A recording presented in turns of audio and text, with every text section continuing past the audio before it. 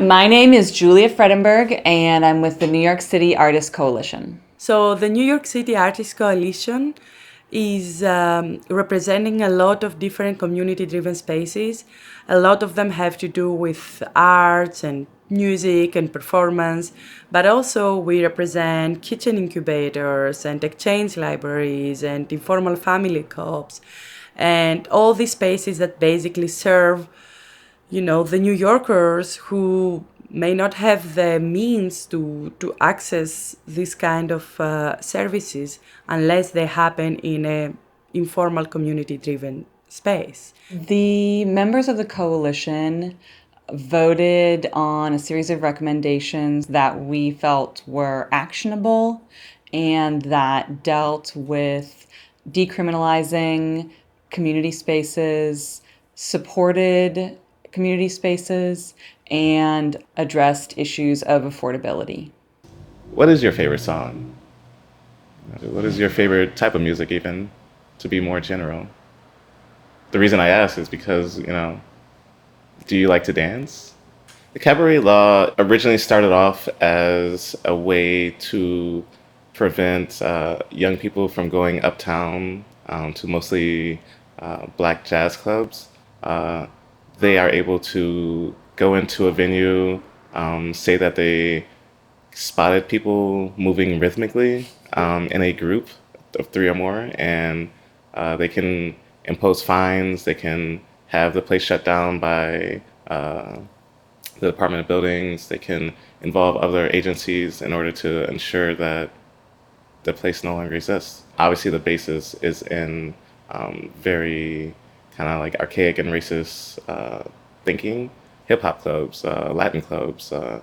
I specifically remember they stopped having shows because they couldn't get a cabaret license, and the cops kept coming in and shutting them down. Repeal the Cabaret Law.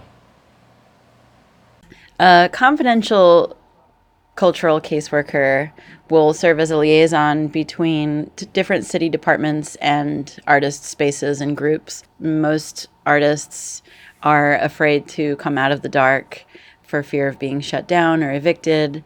So this would provide them an anonymous way to get some questions answered. I was a fire art performer in New York City during the years that permitting and especially licensing was really unattainable. So I worked with the FDNY and created a licensing system and study material, and they created a test based on that. And now I teach a class that's accepted by the FDNY.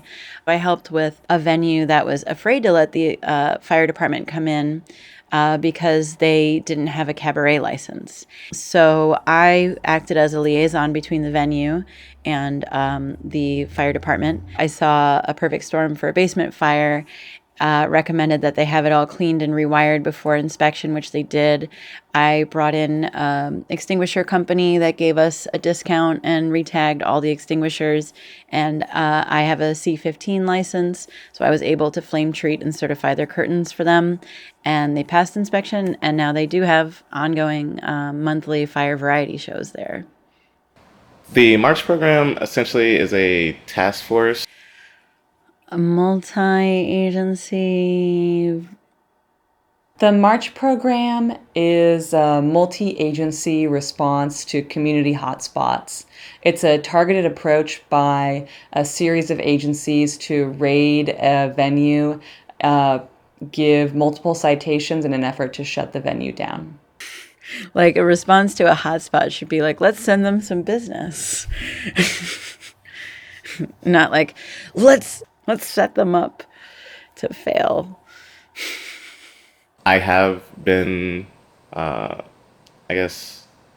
victim to it. There have been a lot of very abrupt and harsh evictions, and March has come through and torn apart community spaces, and it's clear that we can't just keep hiding and rebuilding and decorating and putting love and energy into a space and then losing it. There's no reason for it, Why can't we just be open and just say, hey, these things are wrong.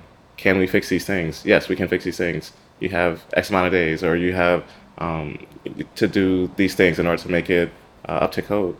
we're very open to that. I mean, I think most people are open to having a discussion as opposed to being woken up in the middle of the night with a raid. I think having transparency with the March program would be helpful for all parties. It would be helpful for us. It would be helpful, I think, to city officials to know why those spaces are being targeted.